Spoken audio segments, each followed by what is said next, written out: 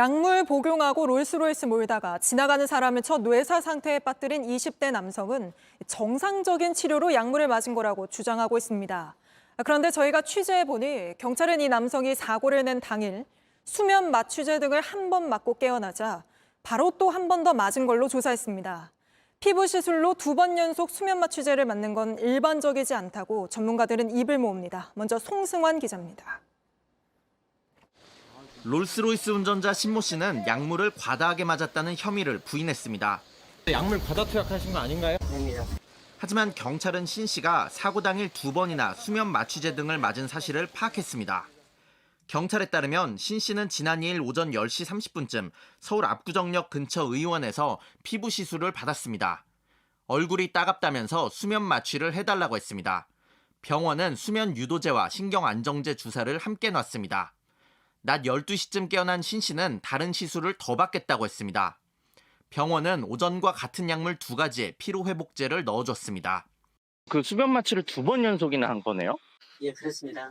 전문가들은 일반적이지 않다고 말합니다. 계속 통증을 억제하거나 이런 시술할 때 그런 용도로는 제가 안 쓰는 걸로 알고 있습니다. 이렇게 2시간, 7시간 이렇게 재우는 그렇게 긴 시술하는 경우도 많지 않고. 이에 대해 해당 병원 측은 신 씨가 전날 술을 많이 마시거나 수면 마취를 했다면 영향이 있을 수 있다며 개인마다 회복하는 속도가 다르다고 설명했습니다. 이어 치료 목적이 아닌 약물 투여는 있을 수 없다고 밝혔습니다. JTBC 송승환입니다. 일주일 전 서울 압구정역 앞에서 롤스로이스 차량이 인도로 돌진해 20대 여성이 크게 다쳤습니다. 경찰은 운전자에게서 마약 성분이 나왔는데도 풀어줬다가 뒤늦게 구속영장을 다시 신청했습니다. 저희가 이 운전자가 운전대를 잡기 직전 약물에 취해 비틀거리는 모습이 담긴 영상을 입수했습니다. 송승환 기자입니다. 서울 강남구 압구정역 인근 성형외과 건물 입구입니다. 저녁 8시 5분쯤 한 남성이 비틀거리며 나옵니다. 휘청이며 걷다가 도로를 무단 횡단합니다. 길 건너 공영 주차장에 주차된 롤스로이스 차에 탑니다. 4분 뒤 이 차가 출발합니다. 우측으로 쏠리며 달리더니 100m를 채 가지 못하고 인도로 돌진합니다. 사고가 나고 7분 뒤 소방차가 달려옵니다. 경찰이 현장에 갔을 때 운전자 신모 씨는 보이지 않았습니다.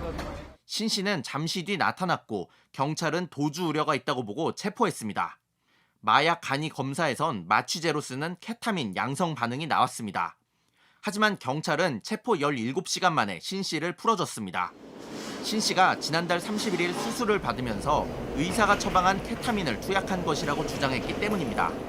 신 씨가 풀려난 뒤 국과수가 경찰에 보낸 신 씨의 정밀 검사 결과에선 7종의 향정신성 의약품이 나왔습니다. 경찰은 추가 조사를 통해 사고 당일 신 씨가 이 병원에서 향정신성 의약품 2종을 맞은 사실을 확인했습니다. 병원에서 약 8시간을 잔 뒤 나오자마자 운전대를 잡은 겁니다. 경찰은 오늘 신 씨에 대한 구속영장을 뒤늦게 신청했습니다. JTBC 송승환입니다. 피해자 뇌사 상태 지금 빠졌는데 하신 말씀 없으신가요? 마약혐의 인정하신 거죠?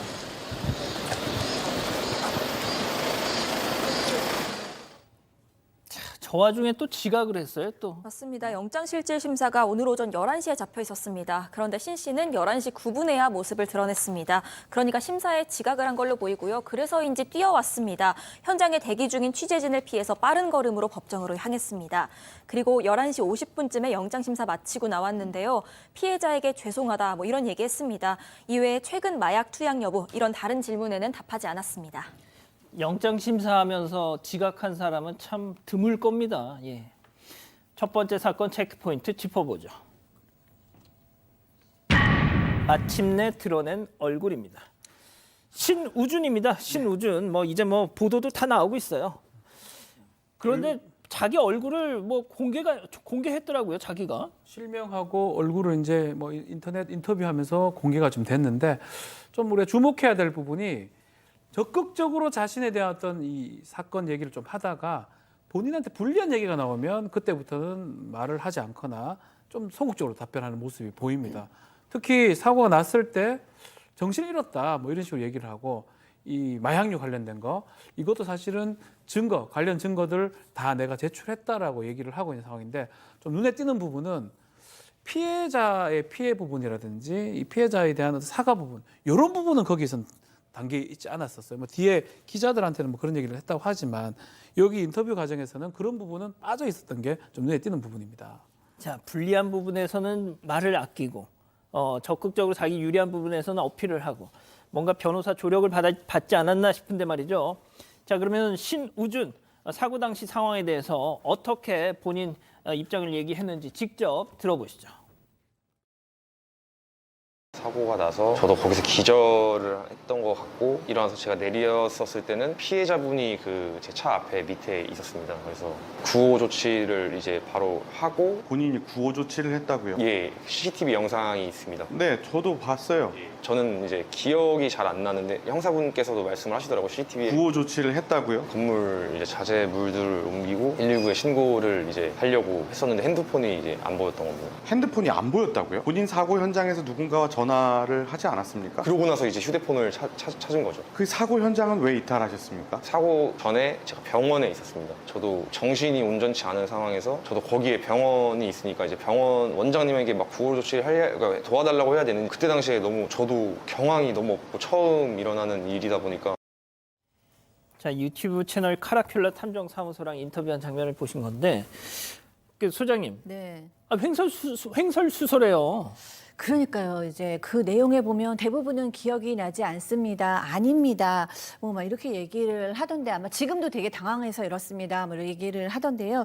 글쎄요, 뭐 경찰이 이제 조사를 더 제대로 해주시리라 생각을 하는데 일단 굉장히 눈에 띄었던 내용 중에 구호 조치를 자기가 했다라는 얘기가 있어요. 근데 우리는 이 사람이 구호 조치를 하지 않고 뭐 비틀거리다가 어디로 사라지고 뭐 이런 걸로 알고 있잖아요. 근데 본인은 구호 조치를 했다고 했습니다.